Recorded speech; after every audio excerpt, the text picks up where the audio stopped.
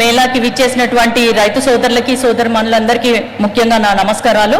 అట్లాగే దీనికి ముఖ్య అతిథిగా విచ్చేసినటువంటి మన in-charge minister revenue and housing Ponguleti Srinivas Reddy గారికి, అట్లాగే మన సీతక్క గారికి మంత్రివర్యులు, ఇంకొక మంత్రివర్యులు కొండా సురేఖ ఆంటీ అమ్మగారికి, అట్లాగే మన శాసనసభ్యులకి, తర్వాత మేయర్ గారికి, కుడా చైర్మన్ గారికి, ఇక్కడ వచ్చినటువంటి కార్పొరేటర్స్కి, ఇతర ముఖ్యులకి, అఫీషియల్స్కి, కలెక్టర్, ఇద్దరు కలెక్టర్స్కి, ఇంకా ఎవరైనా ఉన్నటువంటి అఫీషియల్స్కి, ముఖ్య నాయకులకి అందరికీ కూడా, ప్రెస్ మీడియా మిత్రులందరికీ కూడా పేరు పేరున నా నమస్కారాలు తెలియజేసుకుంటున్నాను. హార్దిక స్వాగతం కూడా. ఎందుకంటే తెలంగాణ వ్యాప్తంగా రాష్ట్ర స్థాయిలో జరుగుతున్నటువంటి ఈ వేడుకకి కేంద్రం మన వరంగల్ అవ్వడం కూడా ఒక రకంగా మనం చాలా అదృష్టవంతులు అని చెప్పుకోవచ్చు.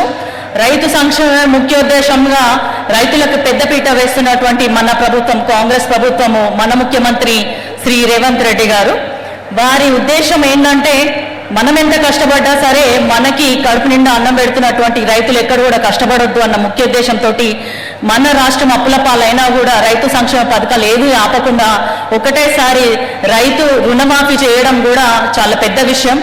అంతకుముందు ప్రభుత్వం 10 ఏళ్లలో చేయలేనిది సంవత్సరాల కాలంలోనే చేసి చూపించినారు. అదే కాకుండా రైతు భరోసా సంవత్సరానికి 12,000 ఇవ్వడమే కాకుండా రైతు బీమా, తర్వాత ఇంకా చెప్పాలంటే మనందరికీ తెలుసు రైతులకి సబ్సిడీ, రైతు పనిముట్లు, వ్యవసాయ పనిముట్లకి రైతు కూలీలు దొరకకపోవడం వలన వారికి ఇబ్బంది జరగొద్దు అన్న ఉద్దేశంతో కూడా దాదాపు ప్రతి పనిముట్టు మీద కూడా 50% సబ్సిడీ ఇవ్వడం జరుగుతుంది. ఇదే కాకుండా నేను రైతులకు ఇంకొక విజ్ఞప్తి చేస్తున్నాను. మనము రానున్న ప్రపంచవ్యాప్తంగా జరుగుతున్న మార్పులను చూసుకుంటా రైతులు కూడా ఒకటే తీరుగా వరి, మొక్కజొన్న, మిర్చి కాకుండా రకరకాలైన పంటల మార్పిడి కూడా చేసుకొని పంటలను మంచిగా బలోపేతం చేసుకోవాలంటే భూసారం కూడా బాగుండాలి. సో పంట మార్పిడి చేసుకుంటూ మీరు ముందుకెళ్ళండి. ప్రభుత్వం మీకు చేదోడు వాదోడుగా ఉంటుందని మీ అందరికి తెలియజేసుకుంటూ, ఇక్కడ ఇంతకుముందు చూసినటువంటి స్టాల్స్లో అన్నిట్లో కూడా ముఖ్యంగా మీరు అందరు గుర్తుపెట్టుకోవాల్సింది ఏంటంటే మన కాంగ్రెస్ ప్రభుత్వం ఏదైనా ఉందంటే అది ఇందిరమ్మ రాజ్యాన్ని తీసుకొస్తుంది.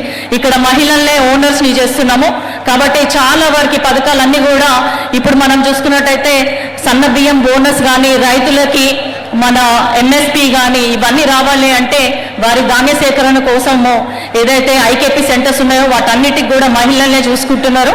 ఇట్లా అన్ని రకాలుగా అన్ని వర్గాలని సంతృప్తి పరిచే విధంగా కష్టపడుతున్నటువంటి మన ప్రభుత్వాన్ని మీరందరూ కూడా ఆశీర్వదించాలి. రైతు ఆశీర్వదించిన ప్రభుత్వాలన్నీ కూడా బాగుపడతాయి అని మీ అందరు తెలియజేసుకుంటూ, మీకు ఇంకా సేవ చేసే అవకాశం మాకు ఇవ్వాలని మనసారా కోరుకుంటూ సెలవు తీసుకుంటున్నాను. జై హింద్, జై తెలంగాణ.